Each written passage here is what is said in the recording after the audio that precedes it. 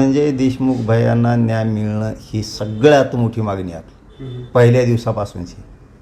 आणि दुसरं, खून करणारे आणि खंडणीतले आरोपी एकच आहेत. यांना सगळ्यांना 302 लागून मोका लागून 120 भाग खाली हे सगळे येऊन हे सगळ्यांची अंडर ट्रायल चालली पाहिजे. यांचे सगळ्यांचे नार्को टेस्ट पण झाली पाहिजे. आणि यांना सांभाळणारे जे लोक आहेत, सांभाळणारे लोक आहेत की काय म्हणूयात आपण त्यांना की खंडणीतले आणि खुनातले, खून करणाऱ्यापेक्षा आणि खंडणी मागणाऱ्यापेक्षा सामूहिक कट घडून आणणारे सगळ्यात मोठा गुन्हेगार आहे.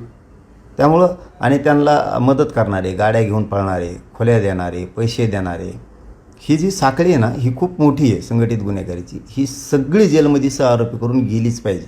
याच्यात कोणीही आरोपी सुटता कामा नाही. एकसुद्धा जर यातला आरोपी सुटला आणि पुरावे जर नष्ट केले यांनी मंत्रिपदाच्या जीवावर धनंजय मुंडेंनी, तर जबाबदारी ही सगळी अजितदादाची आणि फडणवीस साहेबाची असणार आहे.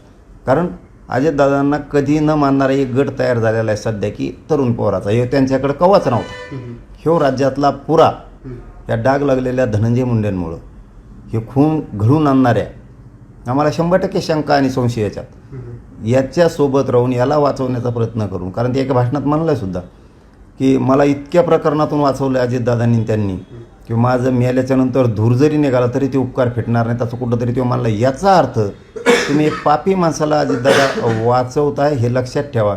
एक डाग लागलेल्या माणसामुळं, एक टोळी चालवणाऱ्या माणसामुळं अख्ख्या राज्यातले जे पोरांची एक वर्ग तुम्हाला मानणार आहे, ही सगळा तुमच्या विरोधात बिथरणारी याची काळजीसुद्धा तुम्ही अजितदादांनी घ्या.